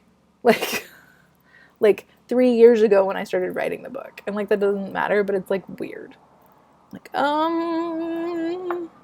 Why is that happening? And why would that be a thing? Okay, yeah. Steady can have pink spots, and we're going to give them pink background because we can. Da, da, da. Again, this is just keep this simple. Let yourself play and put some color down. There's some really solid color theory that I use in my art therapy classes when I teach them. It's been a year since I have taught them because busy and life and careers and stuff. And one of the things I like to tell people is you can paint just swatches of color. You can just use swatches of color and it will relax your brain and it will transform your mood. So I'll have people paint, I'll have them get sketchbooks that are about half this size and just paint a color and then paint the next color and use wax paper in between. So you also get to when you open it later, it has pretty amazing textures. And what it does is it shifts your mood. So if you paint with pink, you feel differently than if you paint with blue. And my quote-unquote brand colors are dark purple and turquoise and gold and black. I love those colors. It's because I've been doing a skeleton series for the last full year. It was supposed to be done, but it didn't happen. It's 365 skeletons. And I got half of it done, probably. But painting 365 skeletons is a lot more work than you would think. especially because I did like 8 by 10s to giant skeletons, and I ended up overwhelmed. I started painting the skeletons because I was really worried about my mom. My mom retired about 3 years ago now, and she retired, and her retirement gift was like four or five more heart conditions. And we have heart conditions in our family. I was born with a hole in my heart, and so I had heart surgery by the time I was 18 months old, probably. But my mom, so she retired. My mom was a social worker, and my mom has done all of this. Like, she was a social worker for 35, maybe 40 years. Like, that girl deserves a retirement. Like, just chill and let her have one. Don't you kill her off. And that's how I felt. I felt really angry and really upset and mournful and worried about my mom. And so I just painted skeletons and was like, okay, I'm going to do this whole series about it. And the skeletons got me a job. Connections. Keep going back to connections, just in a roundabout, tangential way. And it got me a job with my buddy Christopher, who's great. Christopher Crafe. He's a Portland artist. Green. He's a Portland artist, and he has done murals. He does paintings at Saturday Market. He's really an interesting guy. I highly recommend looking him up if you get a chance. And that job at Saturday Market, selling art and like selling his art, selling someone else's art is 75 times easier than selling your own. Just so you know, it's awesome. If you want to practice selling your own art, go sell your buddy's art. It's really great to see because people are usually like looking for a story. They're looking for a connection. And again, they don't know what kind of taste to have. And if people are really good at giving presents for other people, then they're looking for a specific thing. But with art is subjective and needs to have its narrative. And when you give them a story to go along with the piece, right, like we named these guys, right? Boggs and Steady. Like they have a personality that comes along with it. And that's not because I want to keep you on the live stream. That's because they needed a name. You know, that's one of those things that happens with stuff. And if you let that come to the forefront when you're working with art and people, it's much easier. So I highly recommend, if you really want to sell your own art at any point, you just go sell other people's art. That's my opinions. I think I'm going to add some slash. So see how this is so pointy at this edge? We can leave it, but do you see how the energy just ends? This is the thing in tattooing. Like in illustration, it's totally fine for the energy to just end. But in tattooing, you don't want the energy to just end. You want it to continue to flow past. And because this bird has so much movement in them, I'm going to let the energy flow a little further past and just see what it looks like. Because breaking into this guy is just part of it. Yeah, it's okay. It's not great, but it's okay. So, again, doodles doesn't have to be great. It has the illusion of a leaf. Illusions are great. I like illusions. Got some leaf illusions there. Ba-da-da. I wonder if you guys can hear the music if I put some on in the background. My ADD brain is like a little bit of soundtrack would be great for ideas. So Chris, you want to give me a heads up if you can hear it? Yes, no? Hello? It's a song called Hello.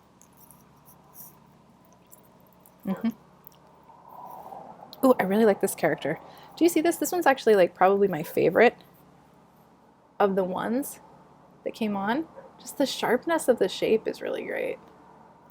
Okay, so here's where we're at so far. Isn't that interesting? Just one color. You could actually pick just one color and use that, period. For mine, I want this one to have like a separation from everything else. So we're going to call it like this. Mm-hmm. Mm-hmm. Mm-hmm. Mm-hmm. Mm-hmm.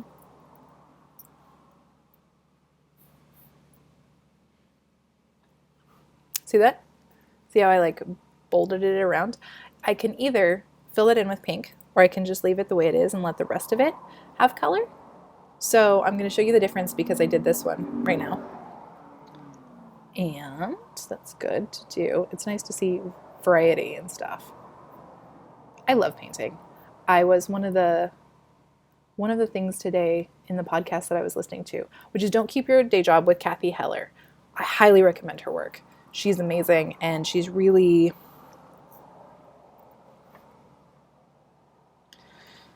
so compassionate.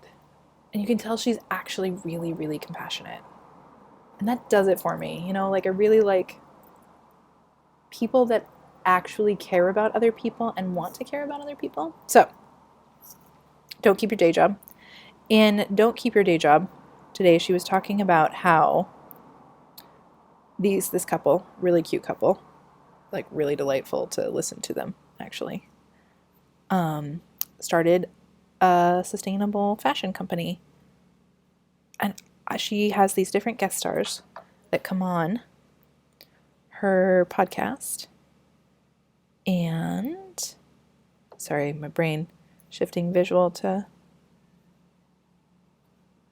something else real quick there.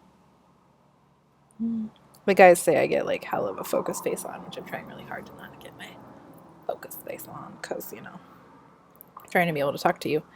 Let's give him a pink shadow. You never seen a dragon with pink shadow? This one got a pink shadow. He's slumpy. This is how he feels about quarantine. He's quarantine dragon. He's so done. He's so done. He's an extrovert. But he really loves his family. And he was accidentally far away from them. And had just flown through a crowded busway. The dragons have busway stations. He'd flown through a crowded busway station. And even though he really misses his family and he wants to connect with them all, he's being so good and staying home. Poor guy. Yeah. I'm like, I have so much sympathy for his little face. Do you see? Do you? Because now I have a lot of sympathy for his little feelings. He's having a hard time. Look at him. Oof. Okay. Falling.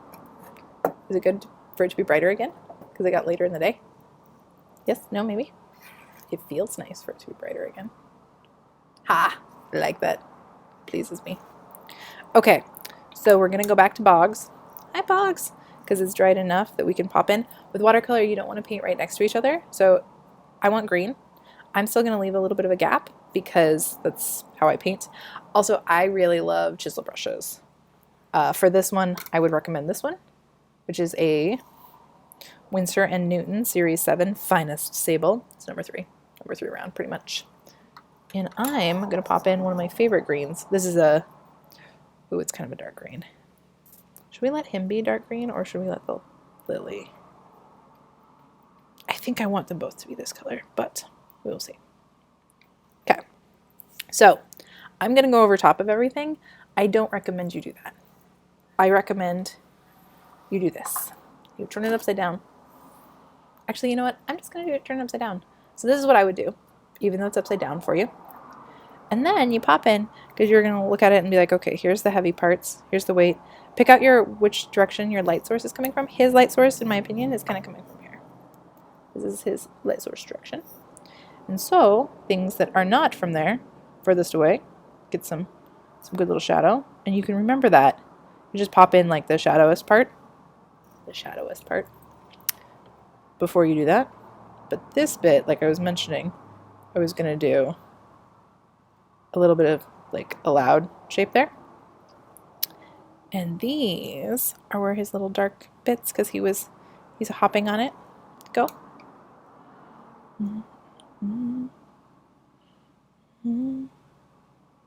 Again, painting is, I'm so much better at listening while I paint than talking while I paint. Okay, I'm going to think about the puppy then. Ready? If I went and got the puppy, which is not the most logical response right now, I should wait a couple more weeks and then go get a puppy. I think I probably would name it Ratchet. I was going to name the puppy that I wanted to get something else, but that puppy looks like a Ratchet, honestly.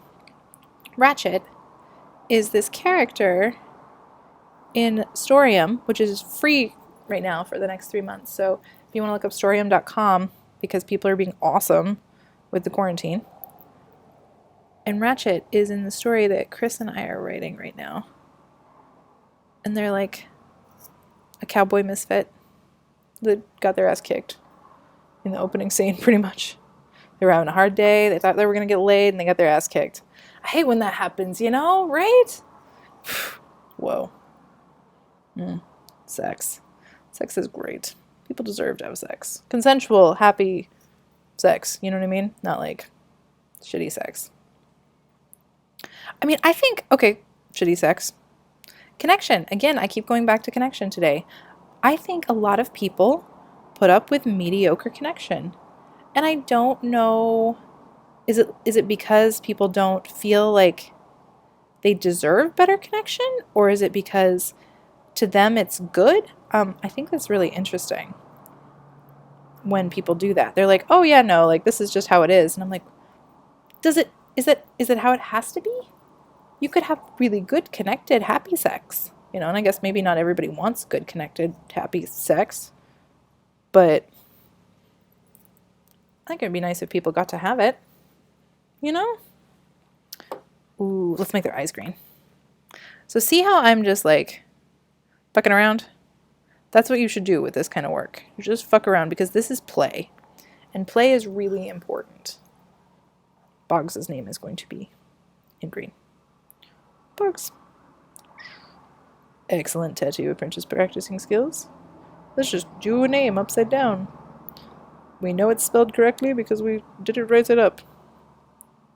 No, I have not misspelled something on anybody yet. I say yet because it will happen. People come into tattooing, like into tattoos, and my friends, I've actually been like training my friends, and I'm like, they think that we're going to be perfect at some point. And I'm like, y'all, that's not real. Like, that's not even close to real. Like, I can be tattooing for years and years and years and check things perfectly, and I'm still going to make fucked up mistakes. It's going to happen because that's part of the medium. It's the same as anything else. Like, we all fuck up. That is not going to stop happening. And so I'm more just like educating people about what the medium has as an option and how that option works and what they can do to get the best out of their medium, So yeah. Cute. I like the green. Good choice. I don't think the vampire has any green. The vampire could have green hair. Do we want them to have green hair? Or a green cloak. No, they don't have a green cloak at all. Nope. Okay. So we're going back around. Normal way. It's not really ready for me to touch this yet. And this is barely ready for me to touch, but we're going to do it anyways because we're here. So this is when fuck ups happen. This is when, if you're tattooing a client, you need to go take your break and actually go outside. Go outside, have your break, have your snack, stretch. Do not... Oh, the fuck up that I have had happen is I once dropped a machine on a client because he asked me to stay and I was still tattooing him at 10 o'clock at night. And I'm opposite of other tattoo artists. I get up at 5 and I go to bed at 10. And that's just my personality. That's just me. And I dropped the machine.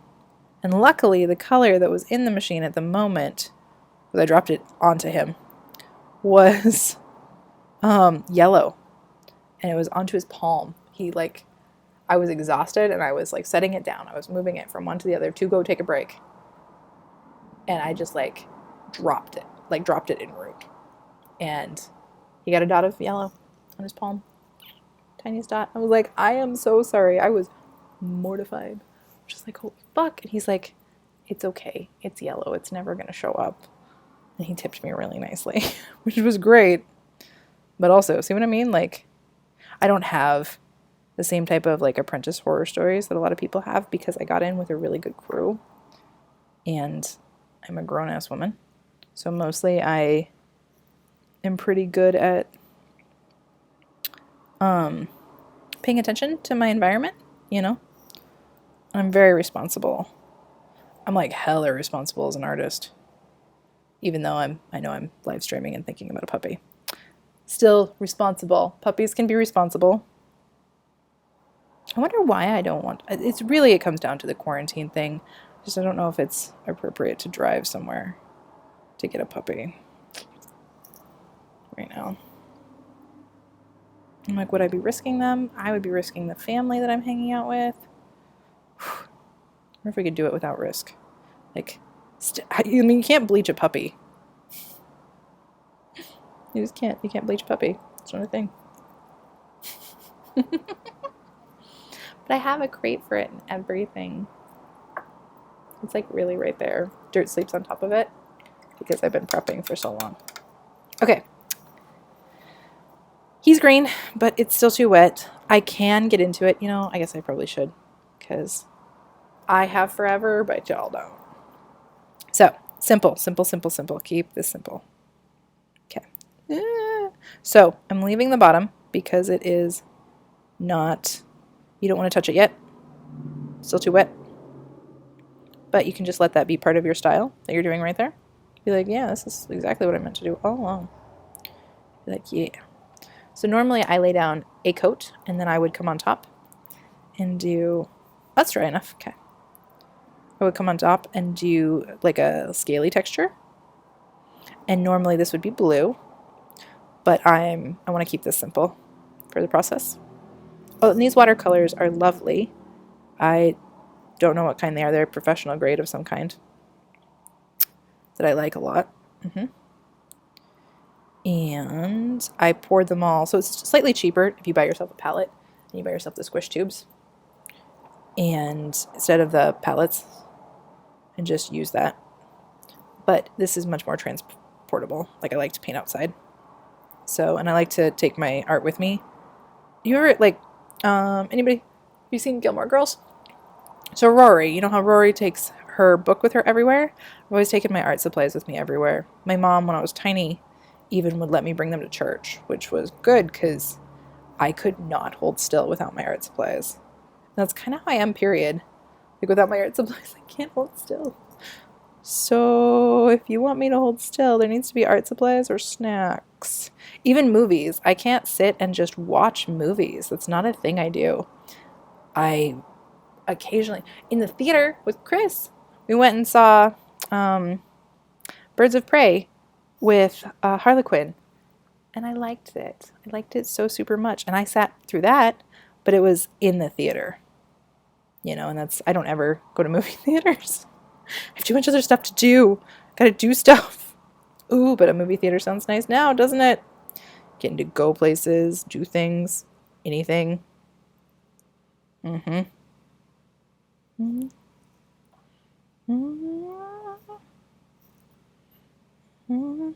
so see how this texturing is happening? You can just do that. Just little strokes with a round brush. How cool is that? Be like, whoa, I'm like texture queen now. Dun, dun, dun. In a minute, when I finish up with what I'm doing with this, or I guess in a few minutes, not right now. In a bit, I'm going to show you a book recommendation that I have for creating stuff like this that's probably pretty simple, in case you don't just want to... I love books. When I was in 4th grade, I homeschooled myself for a year from like a kindergarten closet because we were living in the middle of nowhere. And I just taught myself all these different things from books. And I've always done that. Like, I've always been someone who's like, I want to know how this works. How does this work? And then figured it out from there. You can learn anything on the internet. I learned how to debone salmon yesterday because my buddy brought a salmon. How cool is that? You can debone salmon now. Okay. Now we're going dark purple because this guy's dark purple. This guy has got a dark purple cloak. That is the color. It has to be this color. Now we know. I'm going to follow the same technique that I did before, leaving a little space on the top to showcase. With watercolor, you don't want to fill it in completely, ever. Because So watercolor is transparent, not opaque. And because it's transparent, even though this looks pretty opaque, right? This looks pretty dark. But this is one of those experiences that the lighting around it makes it look dark because it's transparent. And so acrylic is opaque. With being opaque, you can layer it, and it will also go on top of each other. And you can layer and glaze watercolor for sure. It's really incredible some of the techniques that we can get with watercolor. I am a watercolor junkie. I love it. There's a bunch of phenomenal watercolor artists. And gouache is one of those that's like a little bit in between watercolor and acrylic, but it's just thicker, it's more opaque again. And so by leaving the space, it allows you to create light. And also, I'm going to make this simpler. Don't make it complicated. Don't make it complicated. So in this, normally I would do like a cascade like right here of a much darker color so that could be the shadow. But again, are we keeping it simple, Finn? We're keeping it simple. Are y'all talking to yourselves anymore? I talk to myself constantly, so that's not a big thing. My new roommate giggled and told me that they were so glad that I had a dog because they were talking to themselves a whole lot more. And I was like, oh, awesome. I mean, I literally talk to myself all the time. I'm like, hey, you need to remember to do the dishes because you didn't do them this last week and I am not impressed with you. I'm like, whoa, critical, rude. I try really hard not to talk to myself in a critical, rude fashion, actually. I think it's important for us to be kind to ourselves. You're the only you there is, and you're the only you you've got. And it's just you. You know what I mean? This is a conversation, obviously, I've been having with myself. But it's just you at the beginning of things and at the end, too. Even if you have the most loving, incredible partnership, I mean, they can't always be there. And stuff, it just doesn't always work out, you know? So, I try to be nice to myself. In my head, I think if we could talk to each other like we're our own best friends, that would be perfect. Okay, a little bit detailed, not too much. Just a little bit. Tiniest bit, right?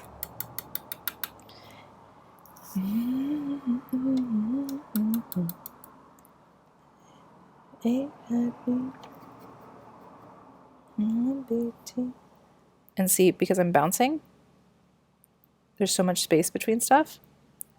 This is a dangerous thing to do. What I just did with that eye right there, just adding the littlest bit of red. Don't do it when you've just painted that. I mean, you can't see it, so you don't know that it's super dangerous. But it's really dangerous. Don't do it. And this is just a squirrel. We're going to make it an orange squirrel. We're going to call it good. You're going to see squirrel so soon. You see it? Squirrel. And this is its back. You can tell because of the shading. And this is okay, like, because of how haphazard this is, I'm like shading it haphazardly to add to the joy. But also remember, you do still have shading. You know what I mean?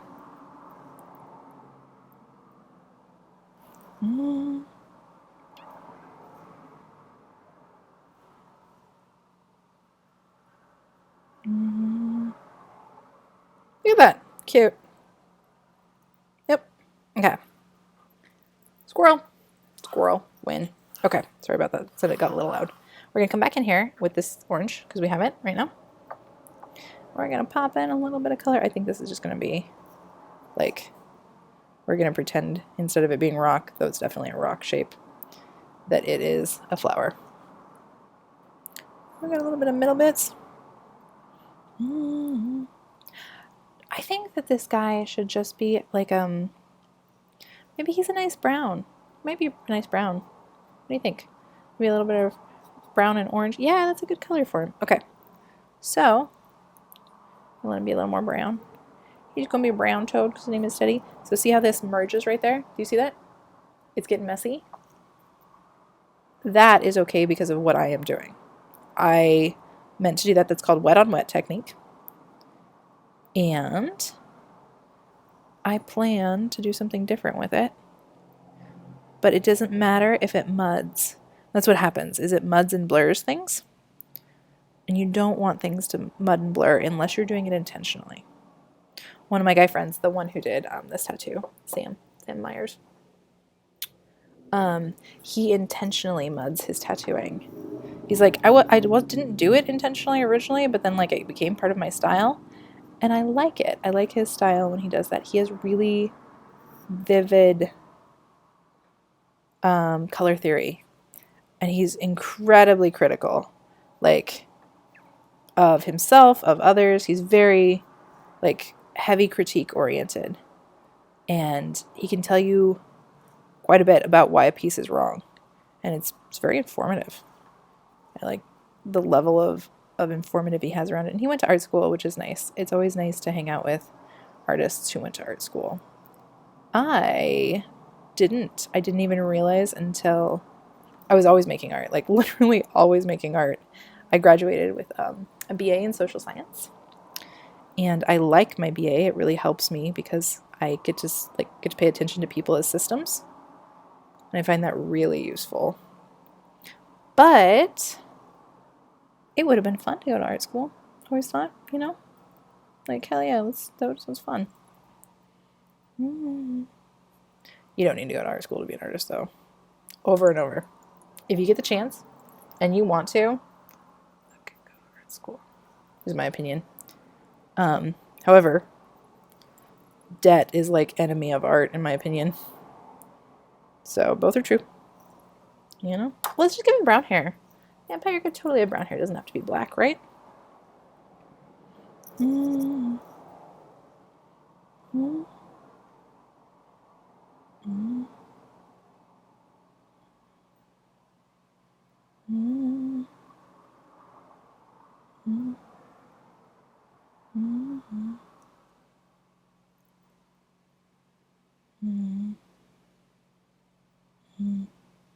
I feel like he has part of an ear and part of another ear.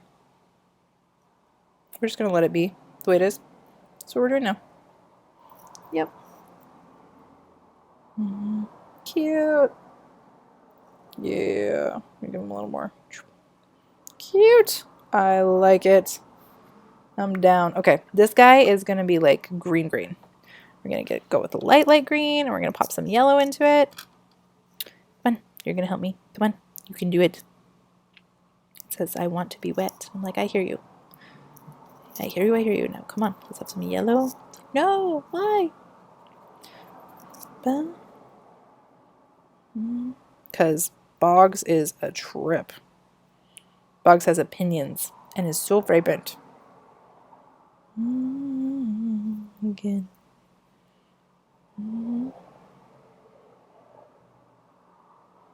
Okay. Cute. Okay, good. Yeah, I like it. It's upside down. Okay. I gotta look at it now. Cute. You can do a little bit of the yellow in this if you want to. I mean, this gets into all that depth stuff, like it gets into like, oh, hey, you can do this and you can do that. And this is a glaze that I'm doing over the top of this. It's a quick glaze. It's better to do a slightly less wet glaze, but which rules do you break, right? That's what it comes down to. You get to pick.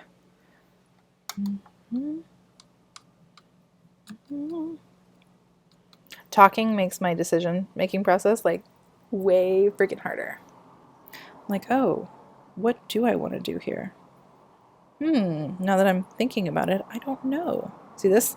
Swooshing into it, so that's going into the wet. And everything is damp, so it's going to get mushy. See the mushing? I don't know if you can. The detail's like that incredible or not. You see the spots that come pecking up? Yep, see that? Now you can leave it like that. You can get those spots. You can make that a technique if you wanted to. I tend to brush them back out. I just tend to brush it in, like pop it in, and then just brush it on through. And then pull it back, and pop it back where I wanted it, which was over here. the first place. And this guy, I don't know. I don't really want it to be yellow, but maybe I want it to be a little bit of a brown. I'm going to pop a little bit of a brown into this daisy thing instead of a yellow. Just didn't seem like the right choice. Okay, and then we'll pop a little blue bottom of this, because this is actually a rock still. Still actually a rock. It's the shape I made it. I could have forced that look, but I just didn't want to. But the color of using orange and blue together makes mud. It's a good brown. Okay. That is a purple flower. So sit back and take a look at your pieces now. Brown is okay. I do what I want, Chris. Delayed response. Sorry, babe. I was really focused on what I was doing. And you were gone, so, you know. And I'm getting too close to this still. Like, I just put the green in. You shouldn't be doing that. You should wait in between. So the fact that it's doing okay is a win. Calling that a win right now.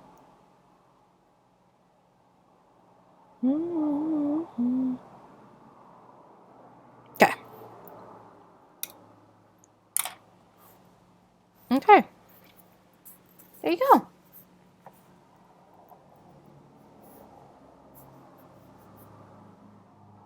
Lloyd Boggs. Super simple little dude. He looks more yellow than he is. He's a lot more green. It's the way the natural lighting is coming in from my window. Steady is slightly lighter than that, but that's mostly Steady in the hummingbird's colors. Just imagine it a bit more forest green. I'm leaving Dragon the way he is, because, yes, Flump Dragon. Poor Flump Dragon. Here's Squirrel. And then Vampire. And Weird Face. Elf Face? We're not sure. We don't know who they are. And that's it. That's great. Awesome. Yeah. Every time I'm doing these, it takes about 2 hours to create a whole page. Like, period. Any kind. Like, if I'm painting just one picture on the page, usually when I'm doing that, I do a bunch of I do speed painting and I add music on top of it so that people can just watch it like in like 5 minutes, because, you know, everybody has no attention span. But right now we have a lot better attention spans. I think people should is a stupid word. I think people deserve to have longer attention spans. I think we deserve to enjoy things that unfold. You know what I mean? And now you've learned a cool technique that you could do. You could do this. This watercolor doesn't have to be my fancy kind. You could order the little kid watercolor and do this.